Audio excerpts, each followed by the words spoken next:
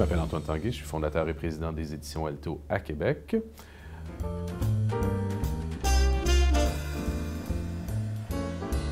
La traduction m'a toujours intéressé dans la mesure où, lorsque j'ai développé le projet des éditions Alto, je voulais avoir des auteurs québécois, canadiens, anglais et étrangers de façon égale. C'est-à-dire que je voulais que tous ces auteurs-là soient dans un même concept éditorial. Le texte, même l'auteur, à mes yeux, ne doit jamais souffrir de son origine.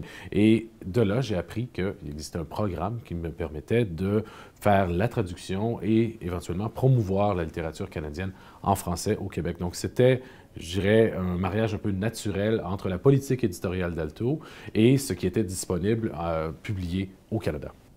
Par exemple, Laurie Lanson's The Girls, Les filles, traduit par Laurie Saint-Martin et Paul Gagné, c'est un livre qui avait connu un immense succès au Canada anglais, mais qui, pour une raison inexplicable, n'était pas encore traduit.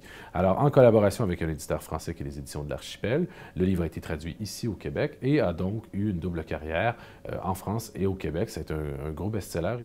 Parce qu'il ne faut pas oublier que lorsqu'on publie un livre en traduction, c'est vraiment une seconde vie pour le bouquin.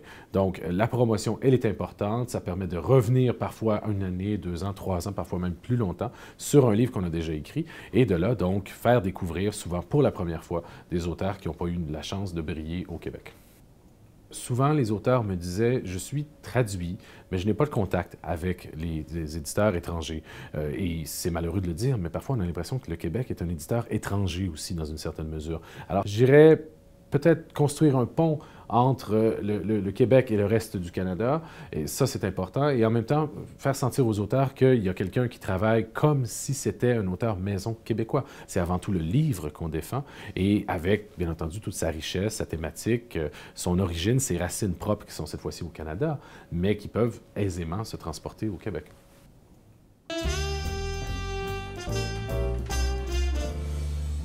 Une foire de traduction au Canada, c'est important parce que souvent, ironiquement, les éditeurs québécois et canadiens se rencontrent à Francfort ou, dans mon cas, parfois à Toronto.